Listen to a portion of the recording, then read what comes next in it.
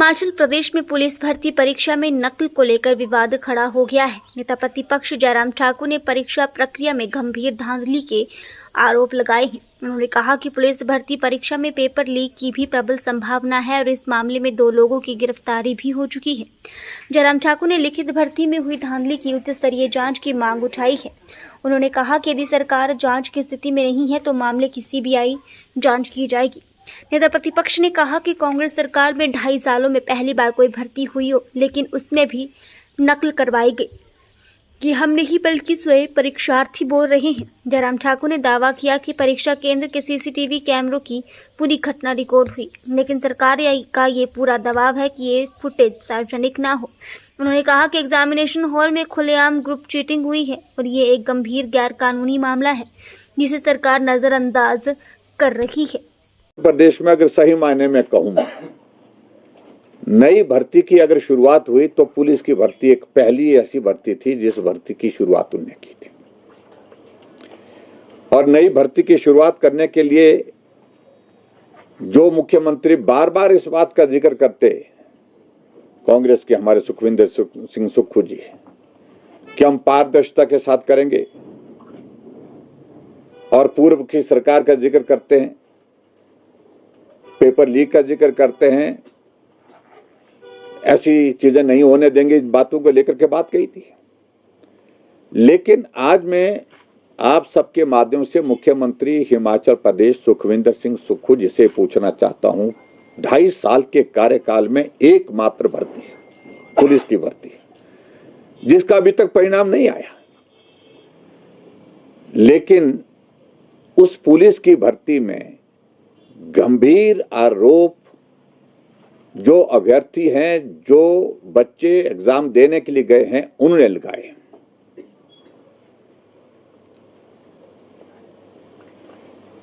आरोप ऐसे नहीं है कि भी उन्होंने सिर्फ आरोप लगाने के लिए कोई गुमनाम चिट्ठी लिखी हो। आरोप लगाए हैं वीडियो अपलोड करके सोशल मीडिया में कि फलाना फलाना, चाहे वो शिमला का जिक्र है, चाहे वो पालमपुर का जिक्र है, चाहे वो चंबा का जिक्र है, कि एग्जामिनेशन सेंटर के अंदर खुले तौर पर चीटिंग हो रही थी। नौजवान वहां पर ग्रुप में बैठ करके डिस्कस करके पेपर जो है वहां पर सॉल्व कर रहे थे। और उन्होंने इस बात को भी कहा है कि अगर इस सारी बात पर आपको भरोसा नहीं है तो उन स्थानों के जो एग्जामिनेशन सेंटर थे उसकी CCTV की रिकॉर्डिंग निकाली जाए और उसमें निकालने के बाद आपको मालूम पड़ेगा कि क्या हुआ। और जो कैंडिडेट है उन्होंने ये भी आरोप लगाया, है कि कोई भी आदमी बिना चेकिंग के एग्जामिनेशन सेंटर के अंदर तक आ सकता था, मोबाइल भी साथ लेकर के जा सकता था, और अंदर जाकर के भी बहुत ज्यादा इस बात को लेकर के पूछताछ नहीं। और इसका दूसरा पार्ट में अगर आपके ध्यान में लाऊं, क्या यह सत्य नहीं है कि वहां कांगड़ा के अंतर्गत जो है 2 लोगों की इसमें जो है ज्वाली के रहने वाली है, उनकी गिरफ्तारी हुई है, विक्रम और बलविंदर की। उनसे पूछताछ के बाद पुलिस ने क्या महसूस किया, क्या उसकी इन्वेस्टिगेशन की जो प्रक्रिया होने के बाद जो है उनसे पूछताछ में क्या निकला, ये सार्वजनिक होना चाहिए। अब ये आरोप लग रहे हैं कि पुलिस की भर्ती से पहले एग्जाम को पास करने के लिए हरियाणा में, दिल्ली में कैंडिडेट्स को बुलाने की प्रक्रिया शुरू हुई और लाखों रुपए ले करके इस भर्ती में उनको पास करने का वादा किया गया। वादा करने वाले कौन थे और वादा करने के साथ साथ कौन वो अभ्यर्थी थे जिनको बुलाया गया था? मेरी जानकारी के मुताबिक 15-16 लोगों को इसमें इन्वेस्टिगेशन के लिए बुलाया गया है, लेकिन उसके बावजूद भी हिमाचल प्रदेश सरकार का दबाव लगातार इस बात के लिए है कि जो सीसीटीवी की जो रिकॉर्डिंग है उसको सार्वजनिक ना किया जाए। सीसीटीवी की रिकॉर्डिंग के साथ साथ में किसी सूरत में ये पेपर जो है रद्द नहीं होना चाहिए, इसलिए पेपर लीक हुआ है ये बात कहीं से नहीं आनी चाहिए।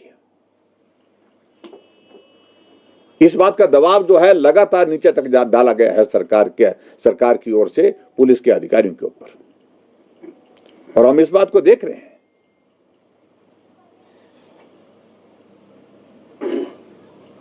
अगर पेपर लीक पर कार्रवाई हो सकती है तो चीटिंग पर कार्रवाई क्यों नहीं हो रही है? प्रश्न तो यह है।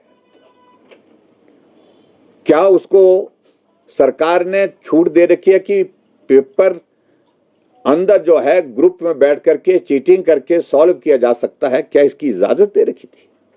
यह भी एक बहुत बड़ा प्रश्न है।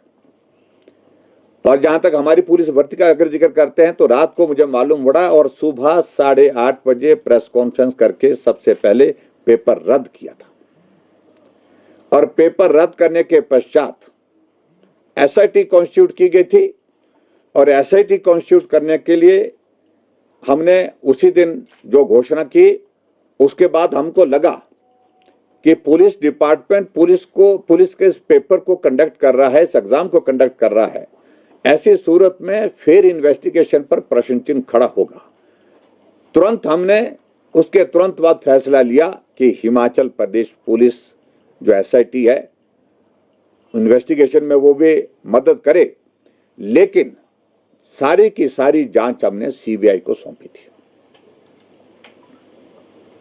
इसको कहते हैं कि सरकार अगर अपने आप में साफ है, सरकार अपने आप में स्पष्ट है, अगर सरकार हमारे हिमाचल प्रदेश के नौजवानों के साथ धोखा ना हो, ईमानदारी से जिन बच्चों ने मेहनत करके इस पेपर को पास करने के लिए जो प्रयत्न किए हैं उनकी मेहनत पर पानी ना फिरे, उस बात को सुनिश्चित किया सीबीआई की जांच, पेपर नए सिरे से। लेकिन यहां जांच का दायरा हम जो है बढ़ा करके हम इसको देख रहे हैं। लेकिन इस्तीफा देने वाले थे 2 दिन पहले, और ट्रांसफर माफिया की उन्होंने बात कही है। ट्रांसफर माफिया काम करता है शिक्षा विभाग और स्वास्थ्य विभाग में, ये कितने गंभीर मानते हैं? देखिए, मैं एक बात बड़ा साफ कहना चाह रहा हूं कि हिमाचल प्रदेश में सरकार नाम की कोई चीज है ही नहीं।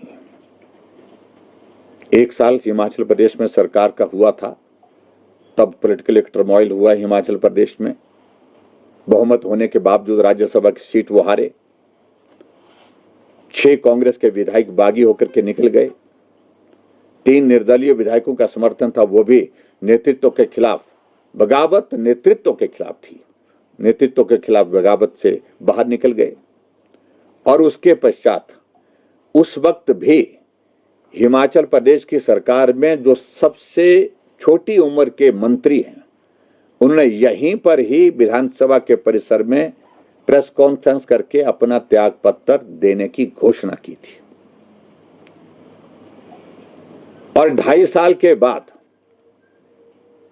इसी कांग्रेस की सुक्खू सरकार में हिमाचल प्रदेश के सबसे वरिष्ठ मंत्री अपने पद से त्याग पत्र देने की बात कह रहे हैं।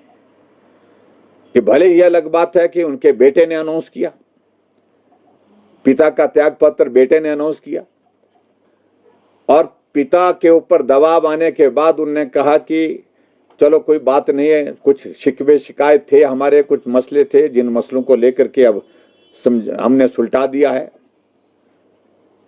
और मंत्रिमंडल से त्यागपत्र नहीं दिया। लेकिन बेटे ने टिप्पणी करके सोशल मीडिया में डाला कि आप जो है कुर्सी का आनंद लेते रहो।